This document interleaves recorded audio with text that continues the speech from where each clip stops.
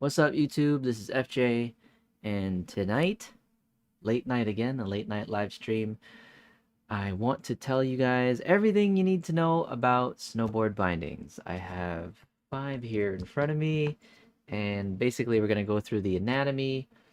We're going to talk about functionality, stiffness, sizing and fit that leads to adjustability, mounting, and then talk about some of my preferences and things I wish all bindings did. So first, to introduce guys with the anatomy, I want to bring out the Burton Cartel. This is my all-time favorite binding. Obviously, it's evolved over the years, but just to go over some of the pieces, we're just going to go over the anatomy. So prominent thing in the back here is the high back. This is the high back, holds forward and back. This right here in the back is the heel cup, goes around the heel. And then what you've got underneath, this is the footbed right there, most of the foam padding. You've got this part, this whole bottom section here, and it actually connects here to the other side. That's the base plate. All right, and then you've got your ankle strap, goes around your ankle. You've got your toe strap. These are the ladders. So you've got your toe ladder, ankle ladder, and on the other side, you've got your tongues, ankle tongue, and the toe tongue. Okay, guys, so that's the anatomy of a snowboard binding, all the different parts. So next is functionality. So let's start again with the high back. So the high back, basically, you've got some flexibility there, but when you lean back for a heel edge turn, the high back is what's going to respond first because it's the highest point up against the back of your leg. So as you lean back, the leg engages the high back, and that's what causes the heel turn. They've got different other functionalities once I show you guys the other ones that I have here. So that's your high back. Heel cup, really, the functionality of that is just the security around your heel to hold your boot in place, obviously combined with the ankle and the toe straps that push your boot towards the back. I can show you guys that real quick. So as you place your boot inside, you can see that the heel cup goes around. Oh, let me make sure here. All right. Right there. So the heel cup goes around the heel. Obviously, boot goes. Ankle strap locks your boot in place around the ankle. It's difficult to do without my leg actually in it because I do have quite a bit of forward lean. And then you've got your toe strap. Like that. All right, guys, so that's how that looks when your boot is mounted in your binding. Sorry, not mounted, but inserted into your binding. Base plate, different levels of stiffness according to the levels of response that you want when you're riding. Different designs of toe straps and ankle straps for various purposes that I'll get into as well. Footbed itself, let's show that again. Oh, I forgot to show you guys too. I'm sorry about that. Anatomy, the ratchets. These are the ratchets on the ankle straps themselves. I should have mentioned that. These are the ratchets. So these are the devices that climb the ladder in order to strap in your boot. Okay? So back into the footbed. Basically, this footbed is responsible for taking all the impact and shock absorption from the board into the binding. Obviously, the boot serves as that as well. You know, the board, there's very little cushioning on the board, so all of that impact gets transferred to the binding, and you get some dampening with the footbed there. The rigidity of the base plate will characterize the responsiveness of the binding when you are riding. So We'll get into the different stiffnesses next. So guys, in terms of stiffness, freestyle riders, guys who like to do a lot of pressing, go into the park and do a lot of, contortions with the snowboard, flexing it and torsionally and laterally and all that stuff, they would generally like to go for a softer stiffness, softer binding. And what that means is the materials that they use in the binding um, are likely just allow it to give it a little bit more flex. So, you've heard about carbon fiber and like different fiberglasses and things like that. So the stiffer you get, the lighter some of these new materials are, the less forgiving that binding is going to be. So the flexibility of the binding is a character that a lot of freestyle riders like to use. On the other side of the spectrum, when you want a very stiff binding, so very little forgiveness, very little give, free riders like going they like to go for backcountry or going off piste, or racers like to have ultimate responsiveness. So when you have a snowboard binding that doesn't flex a lot, it reacts and responds a lot quicker. So as soon as you engage on that heel turn on this high back, there's very little flex on this high back, then the binding's going to respond right away. Very stiff ankle straps and toe straps also behave the same way. Really, most of that stiffness you'll feel in the ankle. Toe straps really just to make sure that your boot's in place. And of course, too, there's torsional flex. So this is part of like turn initiation, press engagement, and then you've got flex underneath too on the base plate. So stiffer materials, it's hard to do with my hands, guys, because obviously the whole weight of your body, your legs, are what's engaging the binding.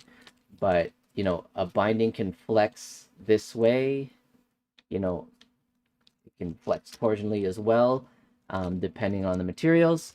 And so when you're engaging a turn, when you engage like your heel edge first, followed by the other heel edge, your front foot engages the turn.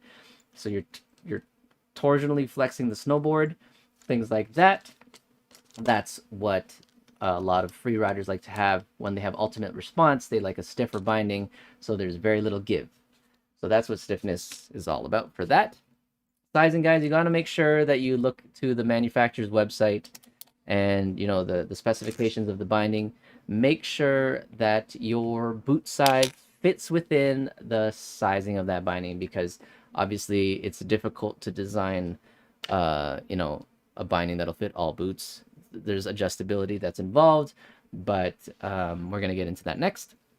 But you want to make sure you fall into the size of the binding spec. Okay. Fit. Okay, so I'm going to talk about fit and adjustability. There's various ways you can adjust a snowboard binding. So when it comes out of the box, generally, you see here, guys, like I said, I like a lot of forward lean. So that's the one thing you can do with the high back. There's an adjustability here in the back with Burton that you just twist this. And you can see there, guys, I have a forward lean up to 7. I maxed it out. I like a lot of forward lean. So because I have a relatively wider stance, and my stance is also duck feet, so both my toes are pointing outward. My knees are generally bent already, and it helps too with, I guess, having more of a lower center of gravity when your knees are bent. It's very responsive when you have a forward lean, because as soon as I engage my calf for my heel edge turn, it just reacts that much sooner, rather than if you were to have a high back that was 90 degrees straight up perpendicular to the heel cup. So this forward lean probably naturally is probably sitting around like maybe like here or here. I would unscrew all that, but I know based on the design of Burton here, these points of contact here are not necessarily hinged. It's purely the material on the binding, so I don't want to risk flexing back and forth these I don't know, critical spots there, because it might crack, who knows. So you can see here, as I increase the distance from the back of this forward lean, this bends further forward, and I don't want to hit the critical point where that might do me no good. I don't want to have to replace the high back. So that's forward lean. Freestyle riders generally, because they want to have a little bit more forgiveness and room to move around when they're contorting their legs and doing the different presses and things like that, they'll have a more of a perpendicular 90 degrees, zero forward lean on their high back.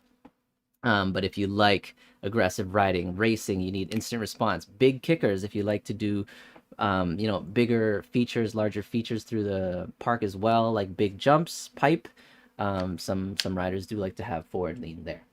Another adjustment that you can do with the high back is rotational adjustment. So as an example here, when you have your snowboard bindings like angled outward, in my example, I actually do a 15 degrees outward for both my bindings. So if this was like 0, 0, I would have them both out like this. And what that tends to do, as you rotate this binding outward, you'll notice this high back is, if the snowboard was flatlined like this high back no longer aligns as you rotate. So this is 0 degrees. And as you rotate the snowboard binding outward, that high back is no longer parallel with the length of the snowboard. I used to think that was a big deal, where I would want my high back, because it's recommended by a lot of snowboarders and snowboard shop owners. So what they do here, you can see here with Burton, they have an adjustment section here and the other side as well. And you can loosen those screws and rotate this high back along the heel cup. Okay? So let's say if I were to move this side this way and then the left side downward, then this high back would rotate this way. So as I rotate outward and I bring the high back towards the parallel line of the snowboard, what they say about that is you get to engage that heel side turn anyway without obstruction from the high back.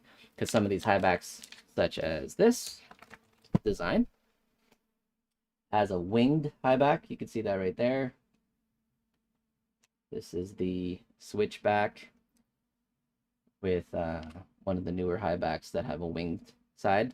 So that could be obstructing. However, if you like to press and you want to have a little bit more, I guess, material, or something that you could use as leverage to pull back that press a little bit more. So I used to do a lot of rotational adjustments on the high back, but now I have very minimal. You can see that it's not perfectly flat, but I didn't maximize it like how I used to before. And again, the wider your stance, the wider you go outward, the further this back has to go. Now,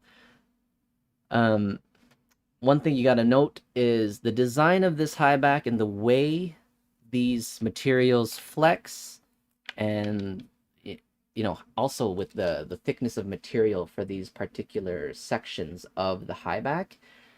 Not all bindings do a really great job with that. And one of my problems, see, you can see here, guys, hopefully you can see this nice and clearly, but the material inside is pretty thin for Burton. It's great. It's not obstructing when you put your heel inside. But if you have, let's say, here's an example of a much thicker high back material. Oh, you can see that here, guys. So hopefully you can see that. This is thicker, quite a bit thicker. And the bolts inside take up even more thickness.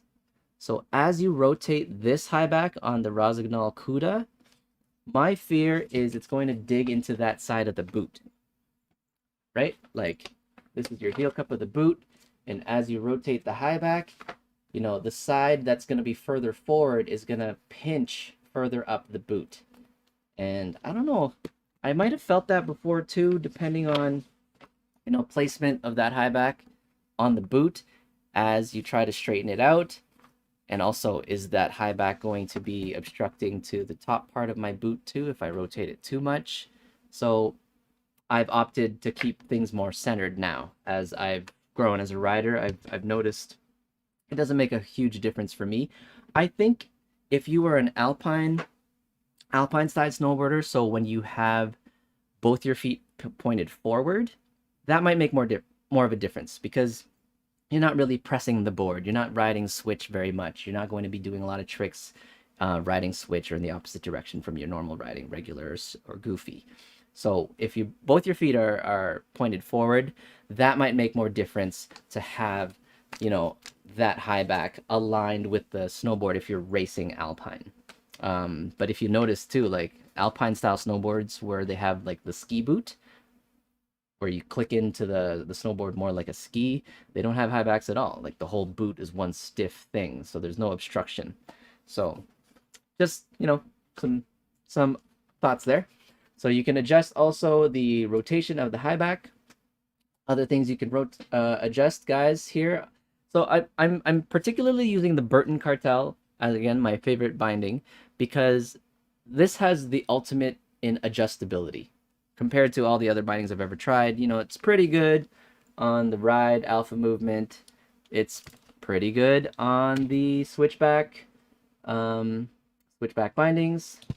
These are both switchback, and it's all right on the Rossignol Cuda. And we just went over that. Like as you rotate the high back, you'll notice. So what's great about Burton, as you rotate this high back, this ridge here that stops on the heel cup always stays flush.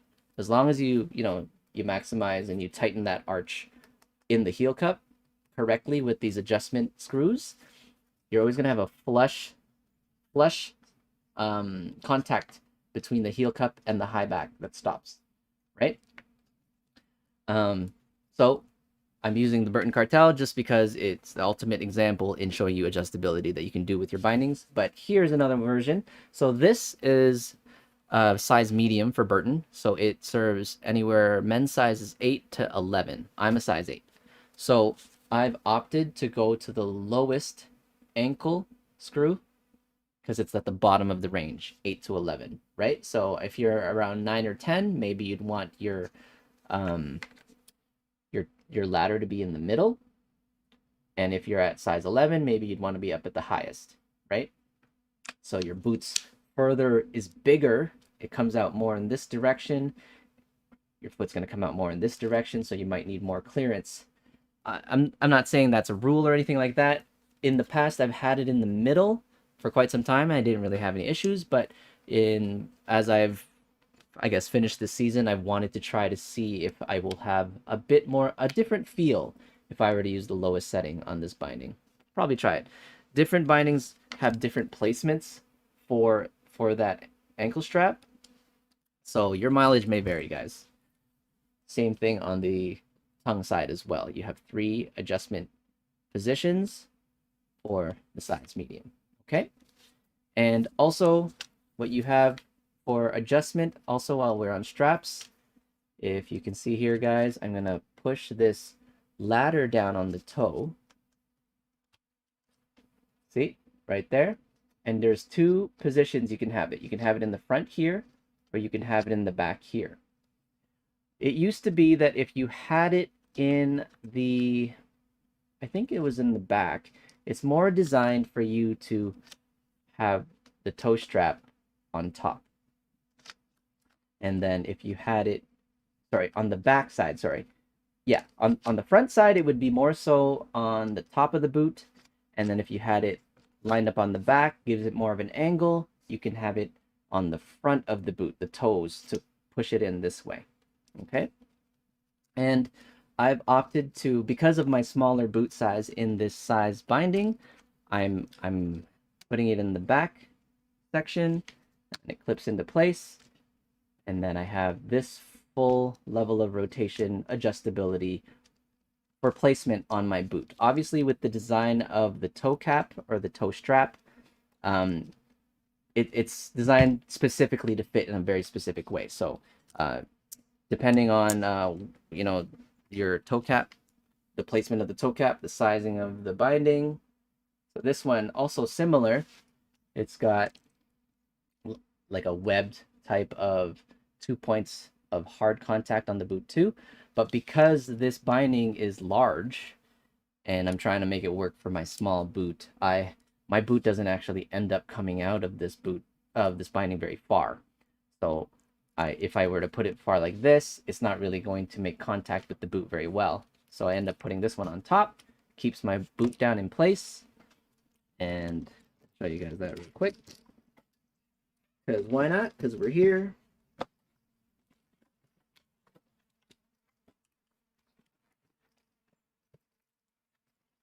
Again, forward lean. I have maximum forward lean on this binding, the way I like it.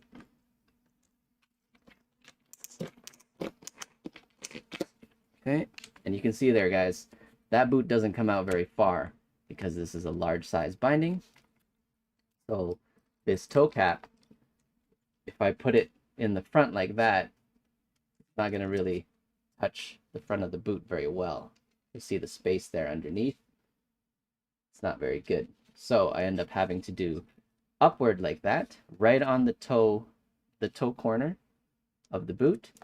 And then if I tighten this, you can see there it hugs perfectly. Ooh, let me show that, guys. On the corner toe corner of the boot, right there. And again, really aggressive forward lean. I'm not much of a freestyle rider in the park where I do a lot of rails and presses and things like that. I do some presses from time to time, but my preference is charging down the hill, doing big kickers, doing some big, larger style jumps. I like jumps and quick responsiveness on my gear. So that is the alpha movement. All right. So you can also obviously adjust the position of the ankle strap. You have various holes there with the Burton tongue, and you have a very similar design, various positions. And what you want to do generally, guys, is have it centered. You want to have the entire ankle strap and toe strap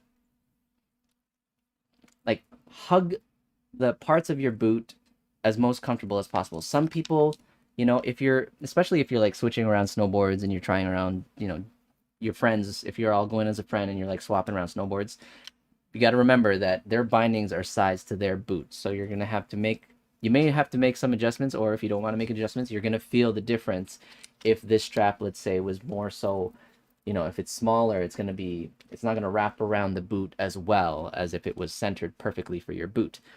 And you also have to understand too, even if it's all for all of your, I have multiple snowboards and multiple bindings and boots, but different boots have different profiles even for the same size. So like a Burton size 8 might not have the same profile as a DC size 8, even if they're all reduced footprint.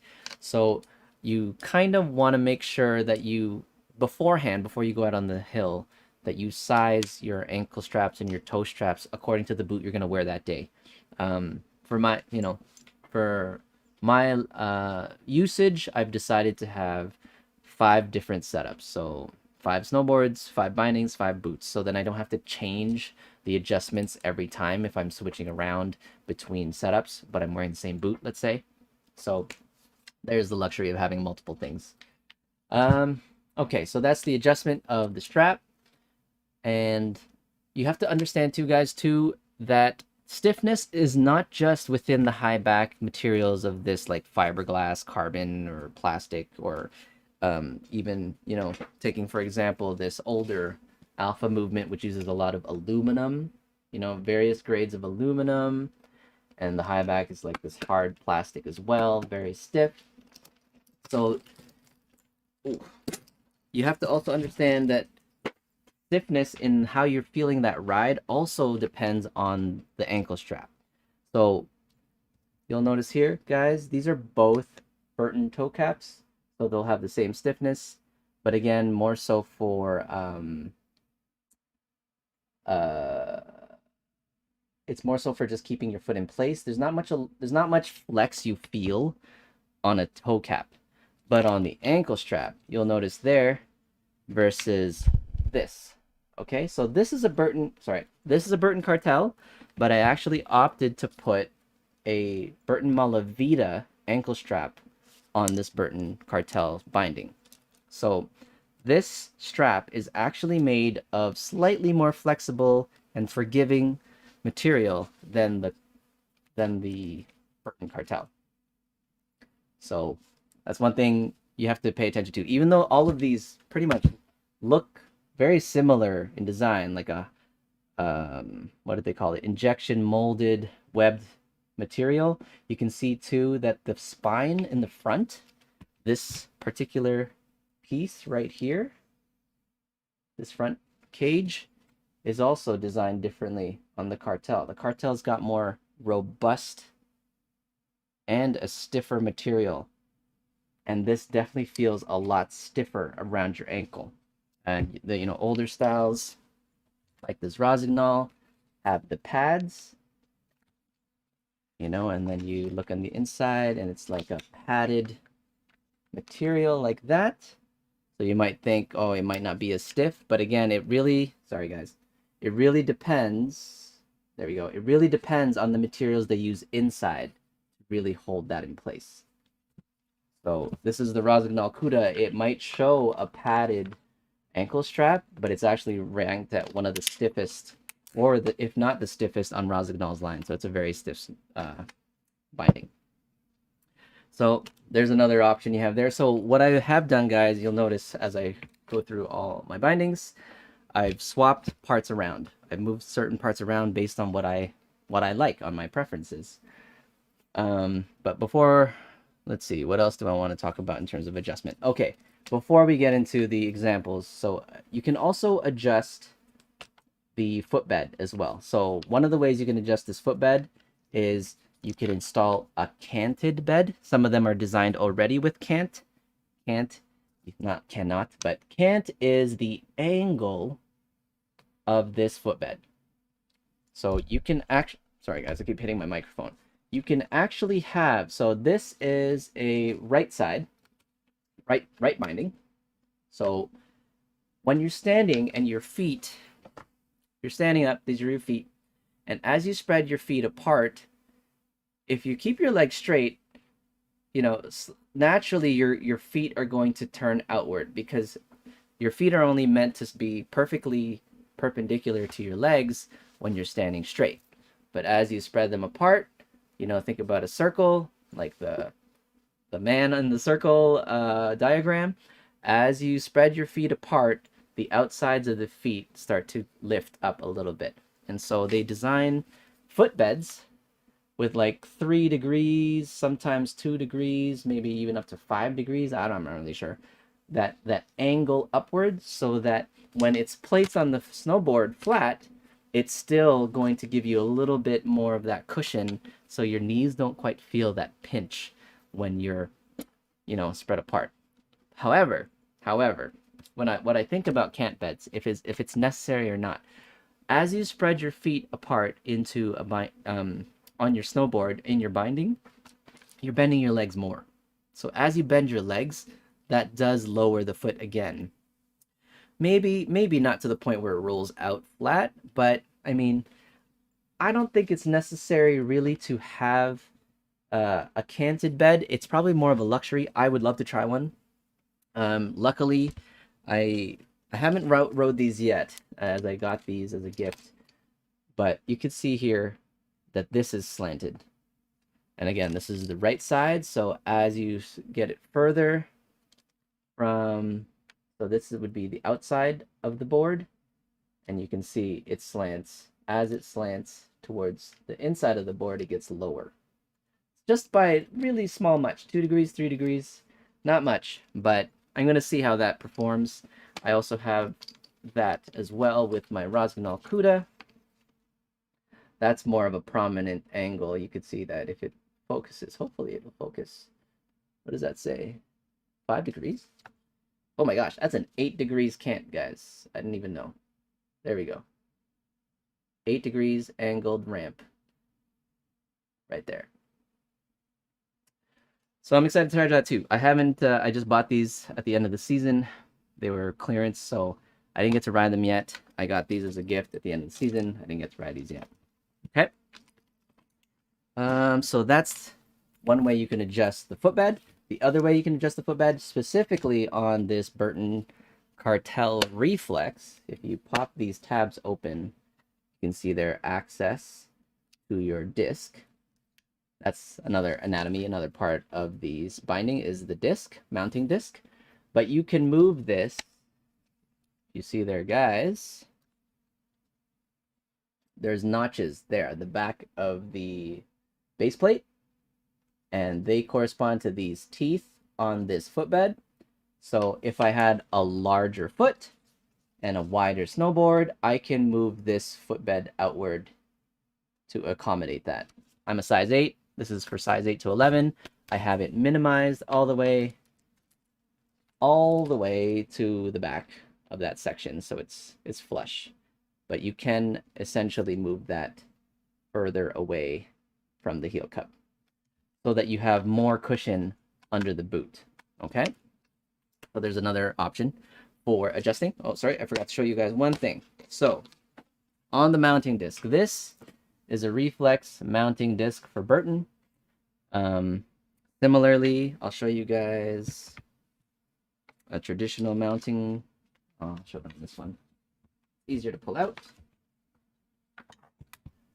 So 4-hole mounting disc versus EST mounting disc over here. So you can, if you were, to size it up on the holes of your snowboard, you can adjust, like let's say the snowboard is in this direction. So my arm is the snowboard, so you align it with the hole pattern on your snowboard, but you have the adjustability to move it towards the heel or towards the toe side with this slot opening. And similarly, you could do that as well too. You mount these anywhere on the channel, or yeah, this is specifically for the channel, so the center channel for snowboards. So you can pick up to three spots for the length of the snowboard. You can have it this in the middle, you can have this center circles in the middle, or you can have that. And what that allows you to do is deal with heel and toe overhang. Let me pull back my cartel. So on a snowboard, sometimes when you place your binding on the snowboard, the heel might stick out too much if you center it. For myself, I am again minimized boot size for this binding. So if I were to have it placed on the center circles of this mounting disc right there, then my heel actually sticks out a little bit over the snowboard. So I end up having to move it further towards the toes to center my foot placement on the snowboard. I hope that makes sense. You guys will get it if you have your own stuff. You can check that out. So I end up placing it on the furthest hole closest to my heel cup. All of my bindings I have that set up because I have such small feet. I'm usually at the smallest range of the binding. I have to move my heel toward the snowboard more, the center of the snowboard, so that my toe and heel are relatively equal in the placement on the snowboard.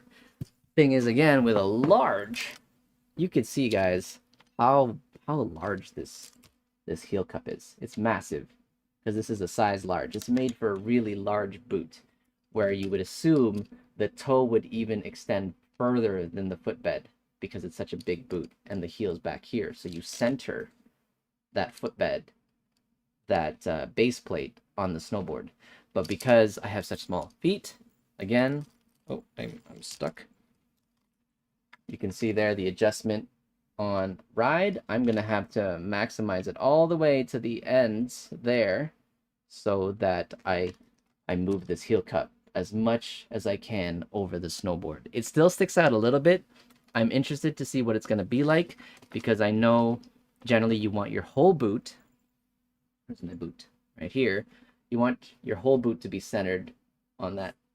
If my arm again was the snowboard, obviously it's much bigger than that. You want that centered on the snowboard. But now with such a large binding, it ends up being like more so on the toes, and my heel's definitely going to hang out a lot more than my toe. So I'm interested to see what that's going to feel like. I feel like because it'll be my big kicker snowboard. It's a wider snowboard, and it's going to be the most aggressive, like stiff maximum response binding that I have. I'm going to be jumping off the balls of my feet and the toes of my feet anyway when I'm doing like rotational jumps, like 180s and 360s. That's my hypothesis. So, we'll see how that goes next season. I'm going to try that out. All right, so I've talked about adjustability pretty much on the entire binding now, right? Fit and adjustability.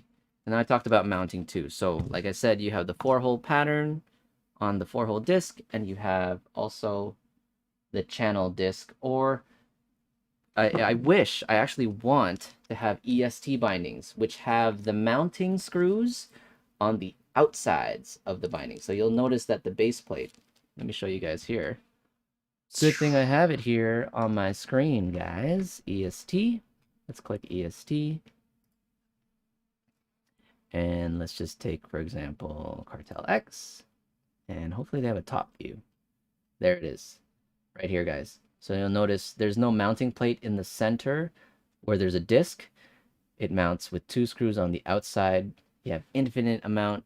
They call it infinite, but really it just means micro adjustments on your angle of rotation for the placement of your stance. It could be like duck feet or alpine stance or whatever it is. You have very micro adjustments for the rotation, and you also have the full length of this opening to adjust toe overhang or heel overhang. I feel like they could have probably made it even longer. Like it could have been more exaggerated, because if you can see here on the side, it's only like from here to here that you can adjust. It could probably have been further. I like this hinge technology. I wish I could try it. So that's why I would love to have some ESD bindings, because I now have 2 snowboards that use the channel, and I'm excited about that. 37 minutes, and I'm not even done, guys. I want to talk about my preferences with these bindings, okay? So I'm gonna first show you guys the notches here. You can also adjust, like I said, the rotation. You've got notches here that correspond to the teeth of your base plate. Similarly, you've got teeth on your 4-hole pattern base plate as well. Come on. There it is. You can see the teeth there on the edges too. So those usually, I think all bindings that I know go 3 degrees at a time. So 0, 3, 6, 9, 12, 15. I have 15, negative 15 as my stance, duck feet stance. Again, with ESD, you can do like very micro adjustments, but I'm going to put them on 15, negative 15 if I ever use EST anyway. So that's another, that's how you do the levels of adjustment with this disc. I also like the fact that you have, compared to a standard disc, you've got this, they've cored out the midsection of this disc. They've cored out this midsection of the disc as a window, so you can see your placements a lot easier. But also, you'll notice too, they've cored out a lot of material in the center. Oh, that's gonna catch my face. Let's see here. So you gonna see? Yeah, I don't know if you guys can see that, but obviously you see that dip here, right here, guys, in the middle. And what it allows that to do, you got to make sure that that dip, the board is lengthwise this way, and you got to make sure that dip is perpendicular to the length of the board. So as you press, as you load your tail for a pop, any kind of movement for the board, this actually flexes a little bit better, a little bit more with the board on that point of contact with the board. And so you think too, with how stiff a disc is or how stiff the binding is, but the bindings, just like this as well on Burton, that means this material and this material. As you flex the board under your feet, these also deviate in terms of placement. They'll have minuscule micro size adjustments and flexing as you press your board, as you load your tail, as you load your pop for the jumps. So I like that. I like the fact that Burton really put forth a binding that really is all about board feel, really adjusts to the, you know, the shapes and the contortions of your snowboard, depending on how you want to use it, edge to edge. Reactivity, response, edge to edge response. All right. So I'm going to say some of the things I like and things I wish certain bindings had. Here's some qualms. Okay, so guys, real quick, this is, again, the Burton Cartel. It's an older model. This is the reflex model, not channel EST. So it uses a center disc, as I showed you. This is a Burton Cartel. The original straps I had were these. Do I have them here, guys? You know what? Let me show you guys real quick. I have it here.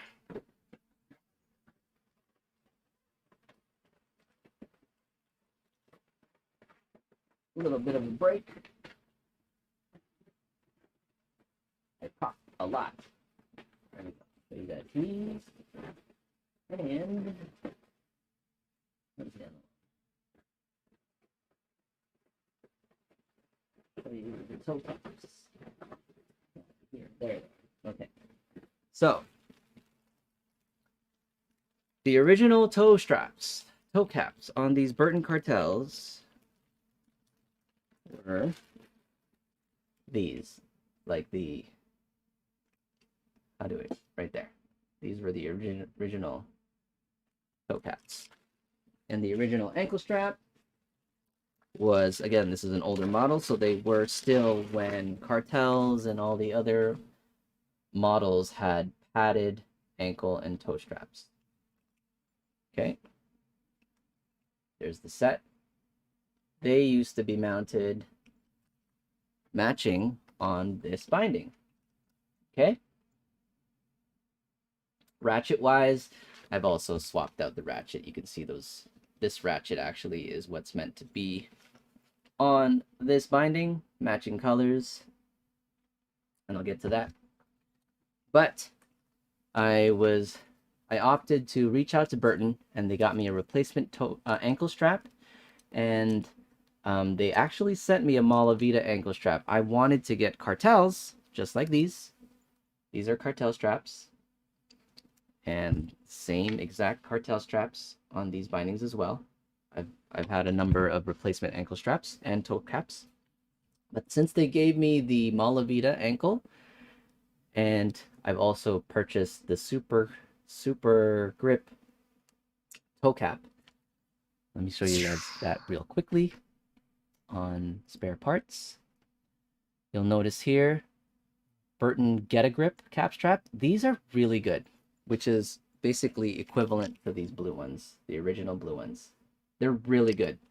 Like the way these, you place this, placement on this boot. Let me show you guys back in this view. Oh, sorry. What is this? My bad. So it places, keeps going. Okay, right there. On the corner of that boot, and it hugs that boot, locks it down in place. It's a great toe cap. Now, you know, why change such a great thing? So it actually really depends on the shape of the boot. Sometimes the way this strap is cored out, you'll have dead zones where parts of the strap won't make contact with the boot because of the specific way that this was cored out. So I like the fact that they've innovated, you know, Burton's innovated with these new toe caps, which is just a skeletal heat injection molded toe cap. So when that sits on your boot, okay, let me show you guys that again.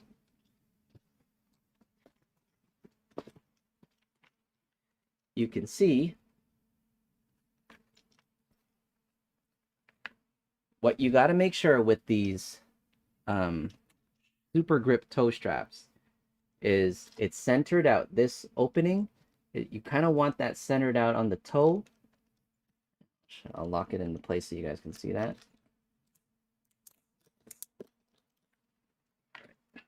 Put that in.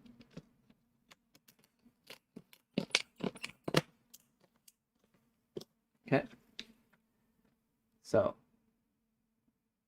regardless of the shape of the boot, because it's skeletal, it's still actually even more so meant to be fitted on a Burton boot. You could tell, like, they really want you to have a full Burton system. But what matters is the placement of the bottom part of this skeletal molding pushes your boot towards the heel, and the placement of the top portion, this flat portion of the toe strap, is above the boot. So it pulls the boot downward towards the footbed. So you have maximum traction and ultimate response. And you can see here the angle of the ladder is about 45 degrees, right? If I had it further up, if I adjusted it and I had it further up here, then I'd probably just have to I'd have to just crank this ratchet a little bit further. But yeah, I love that. It conforms more to boots because it doesn't need the extra material in the front where it's just empty anyway. It could even collect snow sometimes, or maybe some snow buildup. You just have a very lightweight yet stiff, responsive material that grips the boot where it needs to, holds the boot in place. Okay, good. I'm talking so much. I'm gonna talk about the other toe caps. Actually, sorry. Before I do that, this is Burton's new, what's it called? It's called double take double take ankle and toe sliders. So you can see that here, guys. They have angled ladder steps. I'm gonna call them steps for their ladders for this double take, and I'll show you guys a close-up of the way the ratchet looks. You can see there too that you've got the angled ratchet system that climbs the ladder with the angled steps. Okay, so, and what they said is it's a faster strap up system, so it takes less cranks to get all the way in. I don't know if that's true. At least that's what I saw in one of the videos. So guys, what you'll notice is you only see the outside here, but on the inside of this tongue is a standard ladder. And that's why they call it the double take. So it's biting on this top side to climb, but it's holding the bottom side in place when it's locked, which is good, which is what you want. Because really, when you think about this ratchet system inside, I don't know, you can't really see it, guys, but there is another portion that bites the back side of this ladder to hold it in place. Basically, it's a lot similar to a standard ladder, right? So as you strap up into this ladder, you hear that, and then you hear the clicks. This piece, here, let's see that right there. Perfect. You see it right there. Oh, make sure it focuses. Right. That blue locking between the ladder and the clip, that's what takes the pressure and holds it in place. And if you think about it, all the pressure is moving towards your ankle, or in the toe scenario, it's all moving towards the toe at this angle. So I think you'd want to grab something that's perpendicular to the tension. It's pulling this way, so you want the ladders to be perpendicular to the tension, right? So it's equally holding you in place. At first, when I heard about double take, I was like, why is it angled? Like imagine if you're on a ladder, climbing up a ladder, but all the steps are angled.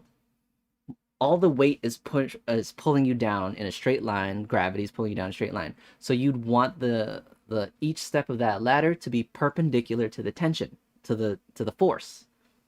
And I looked at this, I'm like, well, that's not perpendicular to the force anymore, because let's say you tighten this, right? You're hanging down, getting tighter here.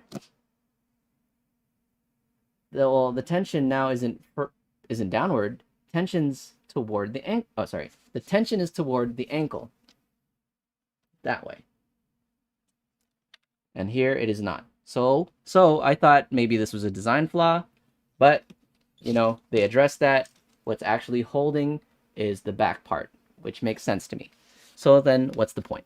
What's the point of the double take? They say it takes less clicks, less ratchet engagements to lock your boot in place. But let's hear it, guys. One ratchet pull, okay? I'm gonna put it right next to the microphone. 1, 2, 3, 4. I can't push it anymore. Try it again. Okay, it's just so proof. You got right here.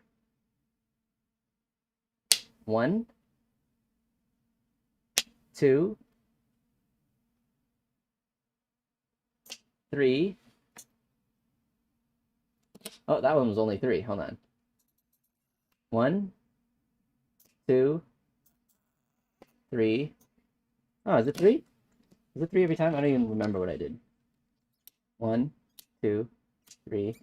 Yeah, it's 3 every time. 1, 2, 3, 3. Okay. Oh man, long example, but take the original ladder. When climbing up this ladder, technically this should be less than 3, because you said it takes less cranks to go up the ladder. So 1, 2, 3. 3 steps up the ladder. 1, 2, 3. Oh, that one was even 4.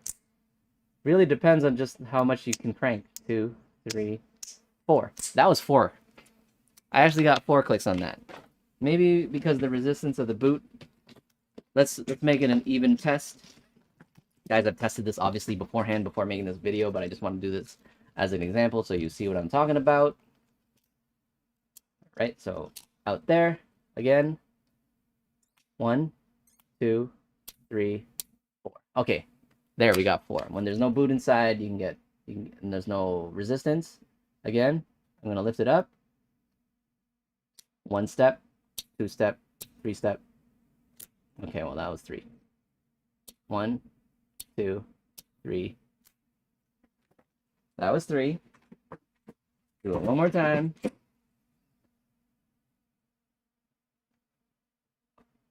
Hold on, gotta be in. All right. 1, 2, 3, 4. So you can get 4 steps with 1 crank on this more reliably. Let's just see, guys. Try it with a boot in there. Okay. 1, 2, 3, 4. 4 steps with the traditional. So you're actually getting further, more reliable cranks, steps with this original ratchet system versus the double take. So gimmick, maybe it's a little bit faster going in. Maybe you can just like that, but then the original really quick too. I don't know, guys. I think I prefer traditional. The original, you know, normal ladder. Also, what I've heard too, because of this technology, you get snow buildup in that ratchet, and sometimes it doesn't even catch. Can't even you can't catch these steps if there's any ice or snow buildup on the steps. You'll get it won't even engage. You can't even engage the step, and it won't even crank. So, all right, a lot of talk. One thing I want to make sure to, or want to point out, is the fact that Burton does have toolless adjustments. So you just flip this tab open, and it's a screw. You can use a screwdriver, Phillips head screwdriver for that section, or you could just take the tab and rotate it via the tab. Unscrew this way, or tighten this way, unscrew this way. And then once you're finished, you flip the tab closed, and it's protected from, you know, I think that's plastic. So yeah, it's a little protected from rust, water damage. It's a protected from like impact damage. You don't want to get dented. And you've got various ratchets there for the toe as well. Now, I actually think Burton makes the best ratchet system. Even the original, where is it? Toe and ankle ratchets. They glide on like the smoothest and most secure, really quick on and off. One thing though that I noticed is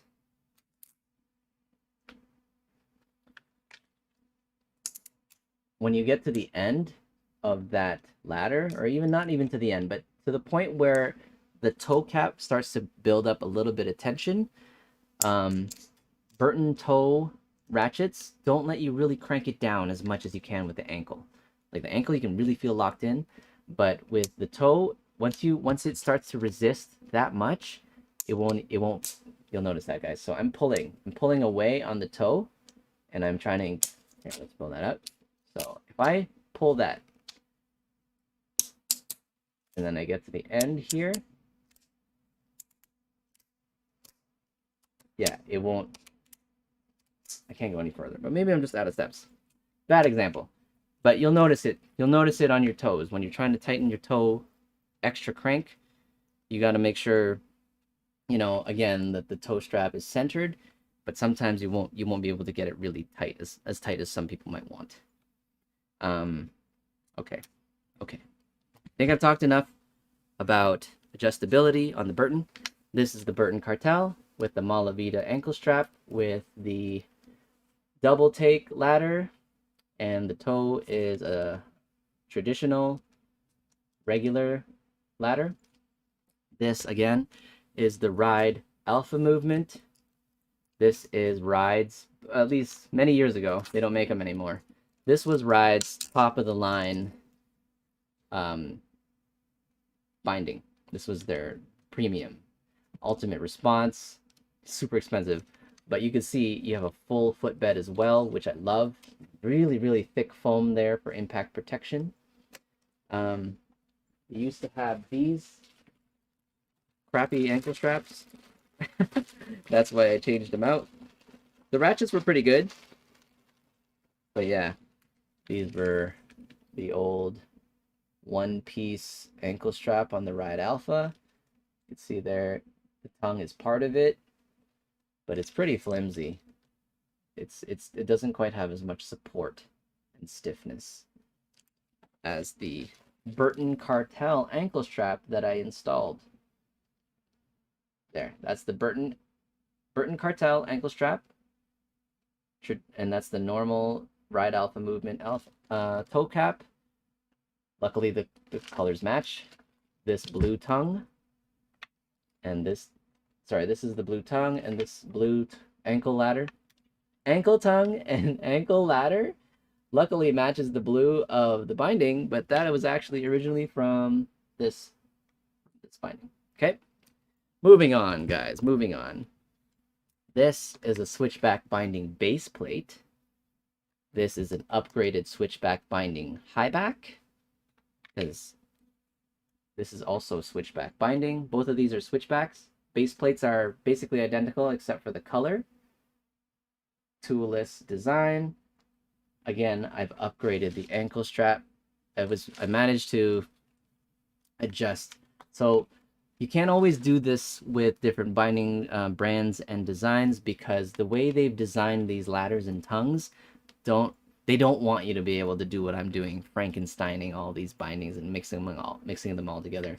So what I actually had to do is I had to order an extra tongue, and the hole on the opening of this tongue is actually smaller than what this switchback binding requires. So I had to take a drill and even like a knife, and I had to core out that hole wider so that it would fit on this base plate. But that's how I was able to mount this toe cap and this ankle strap from the Burton Cartel onto my switchback binding with this extra wing.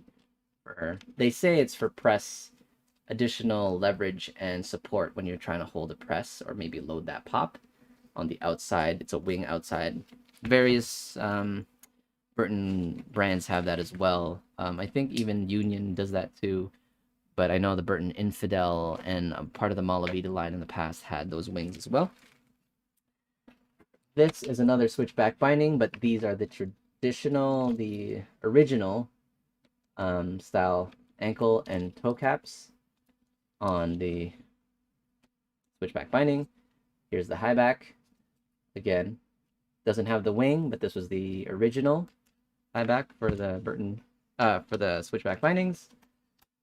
Well, how long has this been, guys? It's been an hour. Okay, so this is the Rossignol Cuda, the latest ones that I purchased from Sport Check because it was on sale for 60 bucks, 62 bucks.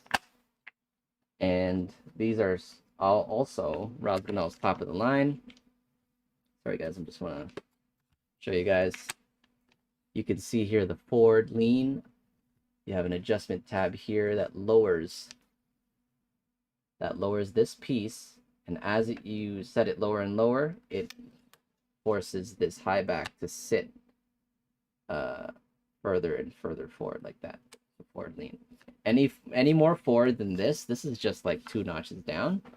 But any more than that, and my boot can't even like sit on the back. I'd really have to have a ridiculous angled boot, and like it would really flex the boot in that way. Okay, Rossignol Cuda. So I like Burton Cartel. Favorite binding by all means. This is the best binding I've ever had. That's why I've had it for so long, and it, you know, it's lasted the test of time.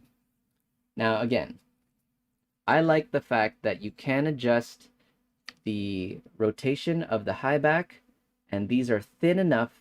The material in here is thin enough that it doesn't pinch the boot.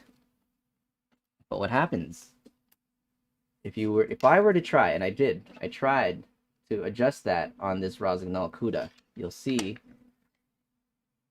actually you might not be able to see it in the video, but back here, guys, this section right here, let's see, yes, perfect. You can see, come on camera, there. Anyway, there's 2 slots here that correspond to the hinge on this high back. So I can rotate it 1 notch to the left or rotate it 1 notch to the right. But I noticed that once I adjust it away from the center here, the meeting, or the contact of this high back to this heel cup isn't even flush. It ends up angles this piece like just a little bit, or the other way if I moved it the other way, but you wouldn't. But it angles it enough so that it only touches like part of that catch. So I'd say that's a design flaw. You can't actually do a high back rotation on these bindings, even though it makes it look like you can, but you can't, because then it doesn't sit flush on the back. Also, because of how thick this material is inside the high back here at the hinges, it ends up like obstructing one side of the boot more than the other, and I don't like that.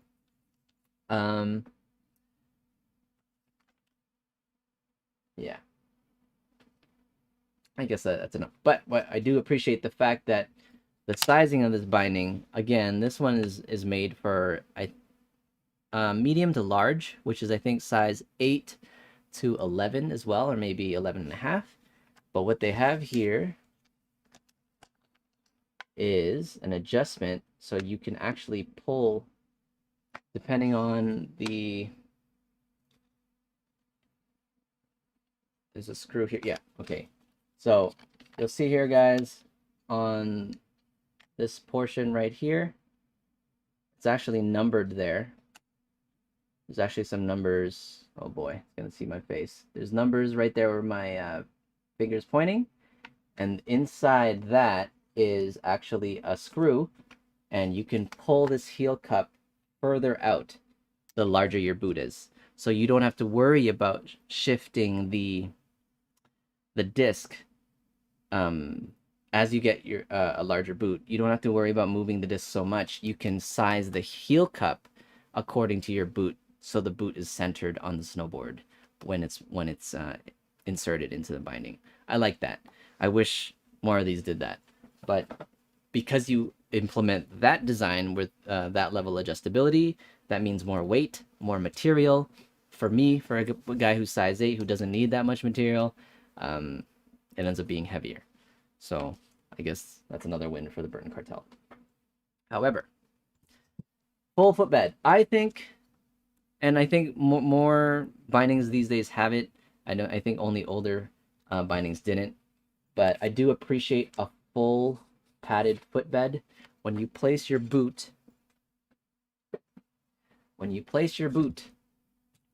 on your binding, I don't necessarily think it engages the entire footbed, but at least you do have that peace of mind that you're not, you couldn't be perhaps damaging or, introducing more moisture and dirt and soil to the disc and the screws when your boot is mounted.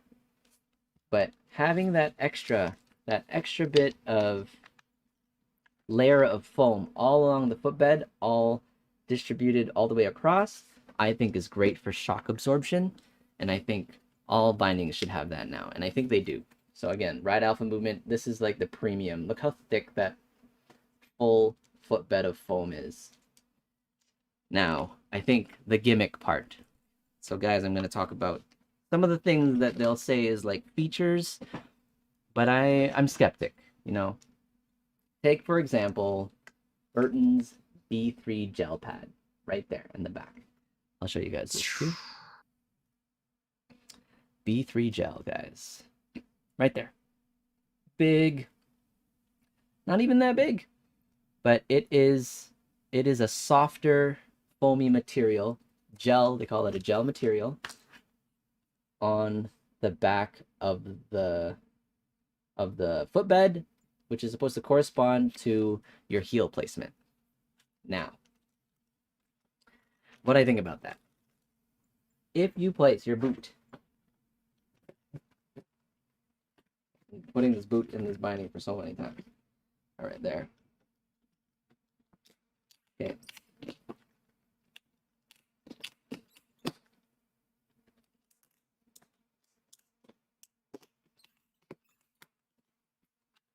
Another side note that I don't like, guys, as you crank down this toe right here, the tighter and tighter you get, if you do not optimize the placement of that toe cap, this end piece here starts to dig into your boot.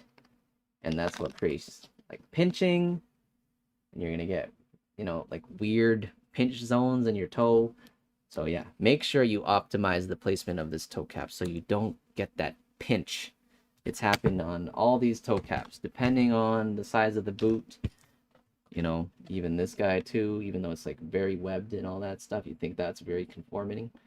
But anyway, what you'll notice too, actually, though, is the placement of this ankle. There's a little bit more coverage on the outside of your foot as compared to the inside of your foot. Even when you look at the Cartel, this is the Cartel ankle strap. This is asymmetric, slightly wider here than it is on the inside of the boot, right? Outside, inside. And the purpose of that is because when you, again, are shifting, loading your tail or loading your nose, you get that extra surface area for leverage to bring your binding to flex in that direction. You don't really do that inward, because inward your legs are together. You're only really going to ever use that leverage outward. Inward, your knees are moving inward anyway. So I hope that makes sense. Where was I going with the footbed? Yes, the B3 gel, or any gel placement on these footbeds. I'll give you another example.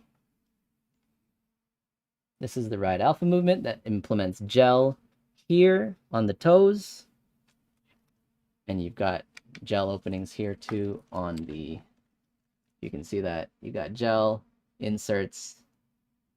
If you can see through there, you won't see it, guys. Just trust me on that one. There it is. There's gel inserts on the back there too. Okay? But when you place your boot on the entire footbed, tell me, how are you engaging this? How could you possibly be engaging this little bit of material when this entire surface area of your boot is pressing down on the full footbed? Similar with this guy. If the boot makes contact, maybe not even full contact, but you're going to have contact on the heel, you're going to have contact on the forefoot. So any of this gel isn't really, I mean, all it does is it changes the property. Oh, thanks. Green tea. Thanks, man. Thank you for being here. I'm talking so much about bindings and I'm just keep going on. I love this stuff. But anyway, anytime you have anything, a change of material on a surface, whether it be cored out as a whole or just a different density, different level of cushioning, is it really making a difference? Because it really only matters where the points of contact are on that footbed. And so this is where I don't really buy it. Maybe because of this opening here, there's a bit more flex on the foam. So maybe just a little bit more of that bouncy feeling. I know that if the entire footbed was a different material, you'd feel it. If the points of contact on that footbed, according to your boot, was a different material, you'd feel it. But a little opening like that, guys, Cartel X markets this. The normal Cartel now doesn't have this B3 gel, but the Cartel X does. Let me just go over this with you guys. So, Cartel X here, 350. Cartel, 315. The only difference between these two, I do like the fact that the EST have hinges though. The Hinge Technology here, guys. I'll just show you that real quickly. This guy right here, this little section right there, these 2 points, as I mentioned, as you flex your board and the shape of the board deviates from purely flat, you're going to have rotation on these hinges along the base plate for ultimate board feel. I want to try it so bad. I just don't want to spend money because I have freaking 5 of everything already, so I don't need to, but I'm curious to know what that feels like. Anyway, guys, reflex, Cartel X EST, Cartel versus, sorry guys, let me add reflex as well. You've also have Cartel X reflex, Cartel X reflex, 350, and then Cartel reflex. Where's Cartel reflex? Mission Cartel reflex, 315. So same price, whether it be EST or regular. 350 versus 315, and the only difference, I'll show you. Let's pull up this guy so you can see the diagram. The only difference is this B3 gel, which again, as I just mentioned, does it really make a difference? And you get this little hammock thing they say down here at the back of the high back, which supposedly grips your boot more. More on that very soon. I don't think you need it. Look, if you look at the toe cap, yeah, maybe it's got more of that silicone. Yeah, it's got the newer toe cap, which adds additional silicone surface area to grip your boot. But again, when you go to the non-Cartel X, let's go to this guy. It uses the older toe cap, which is the one I have. So less silicone on that. But again, as we mentioned, you really just need the bottom and the top to hold down on the boot. No B3 gel, no hammock on the bottom of the high back. Is that worth $35 plus tax? I don't know. Your call. To me, I don't think so. I don't think so. However, the last thing I forgot to mention that they did say differs is the material of the base plate. They do introduce, apparently, I think they introduce more fiberglass or some kind of carbon composite fiberglass on the Cartel X that is lighter and stiffer. So you will actually have a stiffer ride and more responsive ride on the Cartel X versus the Cartel. At least that's what the YouTube video said. Who knows? Are you really going to feel that? Are you going to really feel $35 of difference? Peace of mind, extra tech? Who knows? But again, as I said, I don't know. I don't buy it. Think about it, guys. When you place your entire boot on your footbed, your boot has teeth. Your boot has like ridges there. So you're going to impact your foot. You're landing, you're going to jump, and you're landing on the ground. That impact goes through the board. Impact now gets distributed on the pad this way, and then the teeth of your boots, because they're not fully integrated into the foam of this bottom pad, unless of course you've been standing all day and this somehow really deforms, like the material and the cushion of your outsole and the cushion of the footbed maybe completely deform to really dig into each other and become one. That's when that stuff makes a difference. Maybe that little thing makes a difference. But if it doesn't, then you're gonna get it into the ball of your foot, the toe of your foot. Also, you have an arch too, so you might not be pushing down all the way on that boot. There's so much happening basically between your board and your foot that, yeah, like there's a lot of interesting tech that they introduce into these bindings that I don't think necessarily are worth the extra investment, worth the extra money. Okay. Malavida, again, this is a softer ankle strap. I prefer the stiffer, more responsive Cartel strap. Now, guys, I'm going to talk about what I wish the Cartel had. Okay, look at the bottom of this base plate.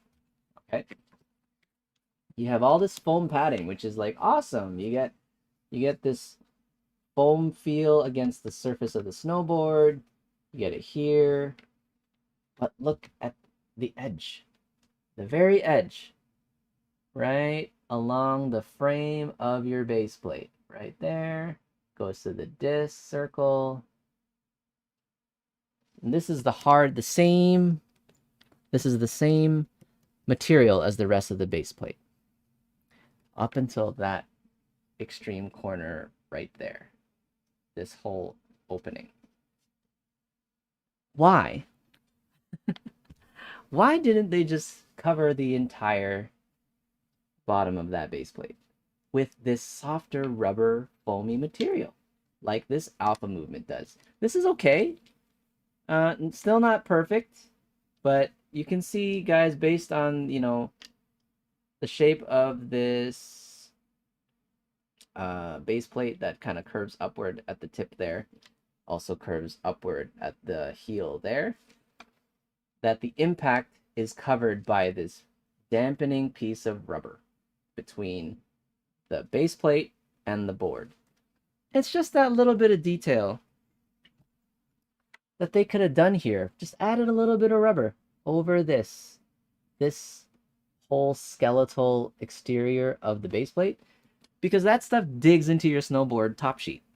You ever remove your snowboard bindings from your top sheet and you notice dents in your snowboard?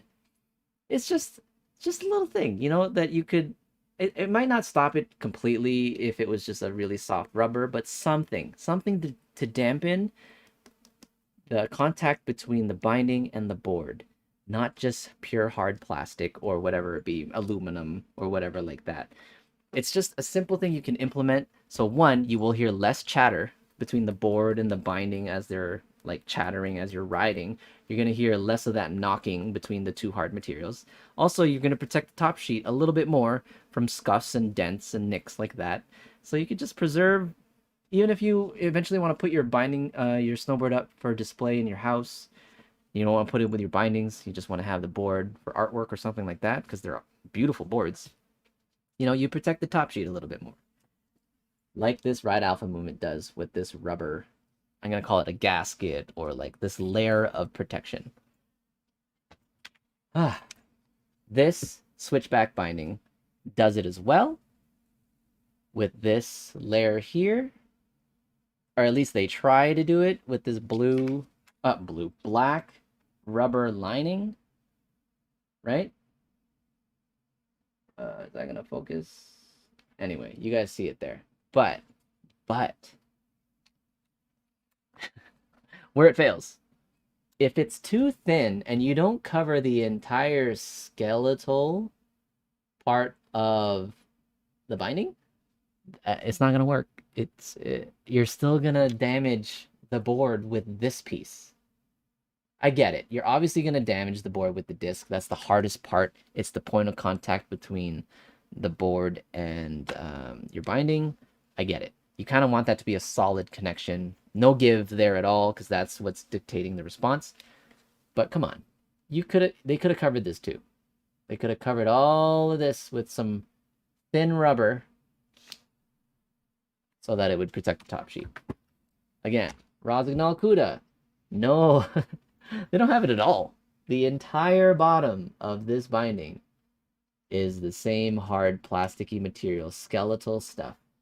So when I put this on my beautiful glossy top sheet on my Thrive's Relentless snowboard, and I do like a loaded pop, or I do like a press, or any kind of ridiculous turn that's going to flex that board, flex the tail, flex the nose, it's going to dig into these corners, into these edges. And I'm going to see an outline of this binding on my board. So I wish they did that. Another example of gel implementation on a full footbed. Does that make... Is that really going to do anything? Who knows? I do like this, though. What Rossignol did here. Magnet. They actually did a magnet. Unnecessary. Because if you think about it, there really needs to be nothing locking this in place. I think, personally... because gravity will keep it there, and like tension of that footbed. But at least, you know, they thought about something different. Opening access to the disc, and then there's a magnet right there that kind of keeps it in place. But again, unnecessary. Your foot's on top of it anyway. It's not going to go anywhere. If you take your foot out and you're like moving around, skating around with one foot in your binding, the other one's not going to like flop around crazy just because it doesn't have a magnet. Access here on the switchback. Similarly, you pull this guy outward like that. Pops up there. Then you have access to the disc. Luckily, guys, I'm mounting this switchback binding on a channel board because I was able to fit the reflex disc. Channel disc. The channel disc from my Reflex Cartel's release replacement fits in the same hole as the switchback binding base plate. So happy about that. Okay. I think that's it, guys. I don't know what else I can go over. You'll see here, I actually really like this. I don't know if you guys can see this. I don't know how I'm going to show you this, guys, but back here.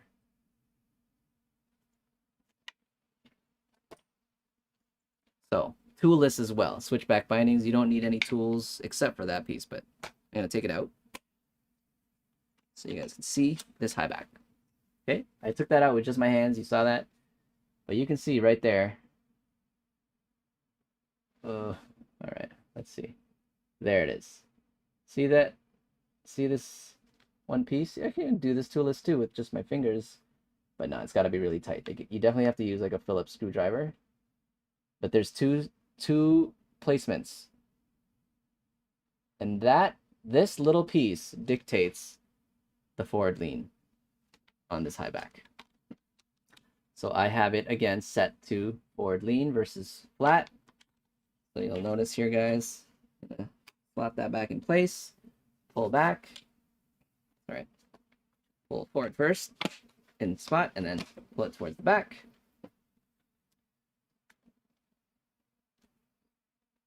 So I think these are flat to flat. You'll notice the black leans forward more than the red. Not by much, but it does. Maybe like 3 degrees, 4 degrees. And that's my forward lean compared to this switchback 0 lean and this switchback with the extra winged high back. All right, guys. I think that's it. Those are some of my preferences. Again, I just wish this had some rubber gasketing to protect. I like full footbeds. I'm skeptic about the gel and implementation. Skeptic about double take ladders. Probably don't need them. Don't spend extra money when you don't need to. Rotation on the heel cup for the high back rotation. Try them out. Try it. See if you like it. But I tried it for a bit, but certain high backs do end up feeling like they're pinching the side of my boot, like around this area, or maybe like down here into the heel area because of the placement of that hinge, how thick that material is pushing up on your boot. Again, it depends on the boot and the material that they use. Is it like thin enough on the boot so it's not going to be flush against the heel cup where you don't have space? One thing I forgot to mention, guys. Oh, wow, I just gasped. Again, the little hammock that I talked to you about on the bottom of this, right here. Right here, guys. This high back hammock, we'll call it. When you place your boot in your binding, I think, personally, padding on the high back there. Padding on the high back. Padding on the strap. Padding on the toe strap. Unnecessary. Okay? The boot should have all of that. The boot is what's... You've got padding here on full outsole of ridiculous foam padding. Some of them have a hard rubber on the outsole for better grip when you're like trudging or like hiking on the snow, climbing a mountain. They implement a better rubber. I have boots like that over there too.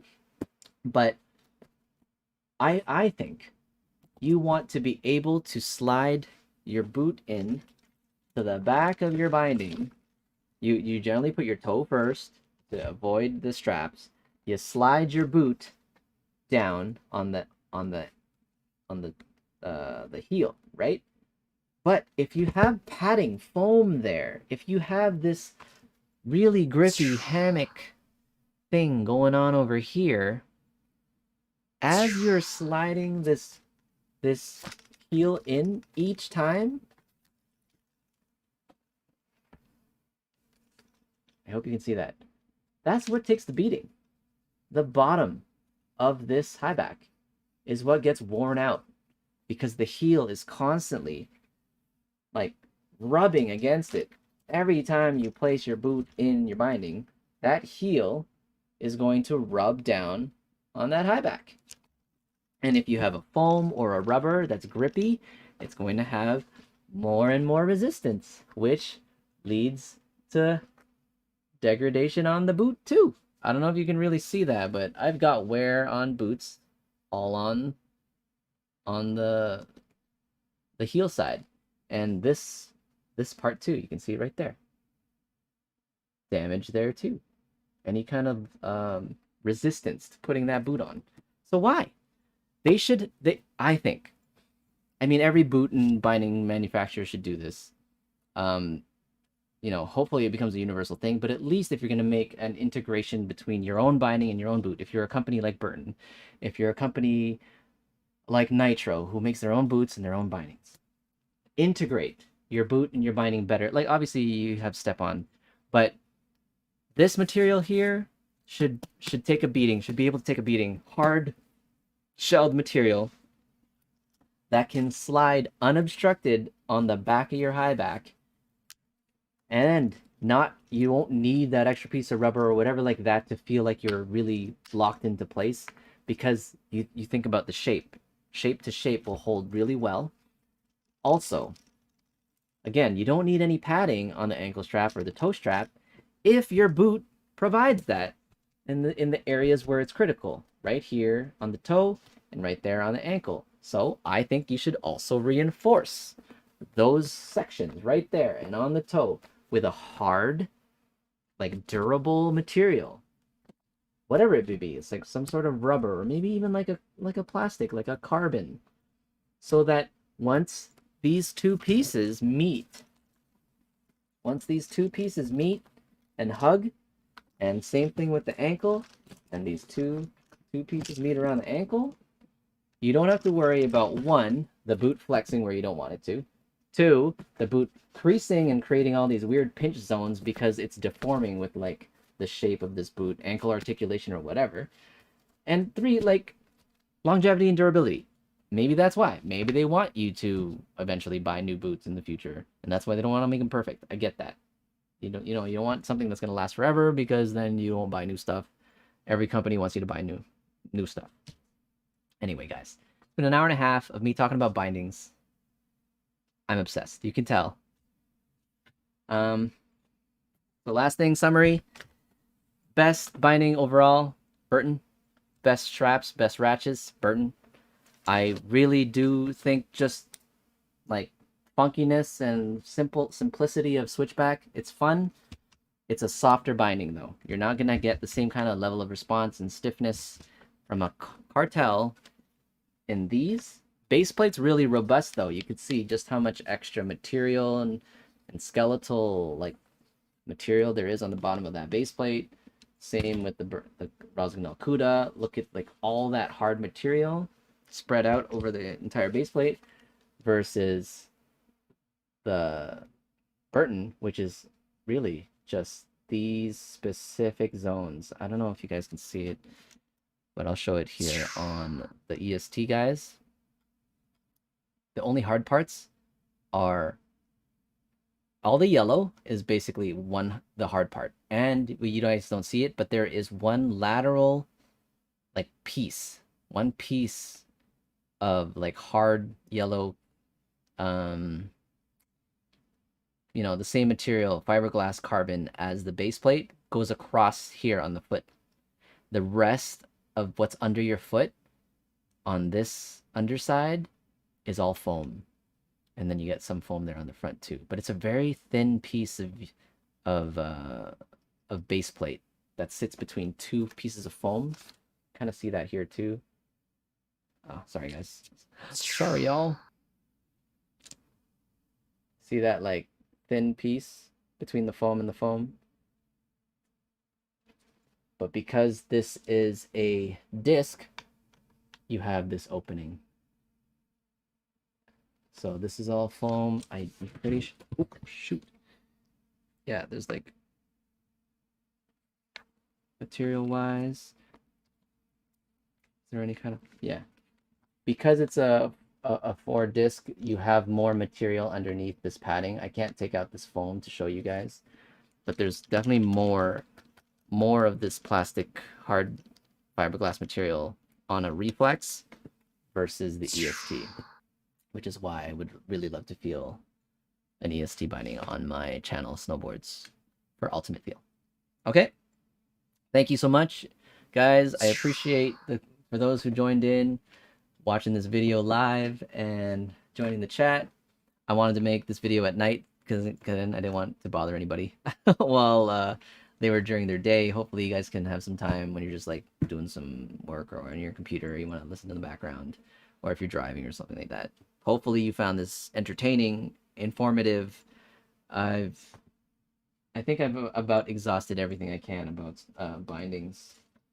Ride alpha movement, again, old school, a lot of aluminum there, heavier binding, super stiff high back, very, very, like the torsional stiffness of this guy is probably the stiffest out of everything here.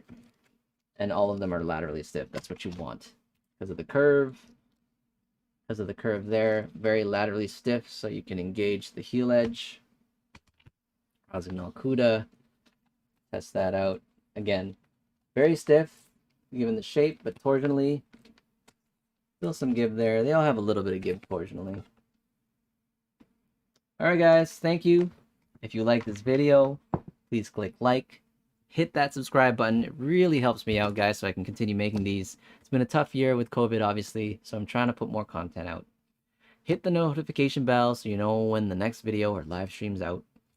And by all means, feel free to comment below. If you have any questions about bindings, if you have any input, or if you want to just tell me what's in your quiver, that's my next video. I'm excited to show you just, guys, what I've accumulated over the years and my collection of, like, where I hope to go with snowboarding. So thank you so much. This is FJ signing out.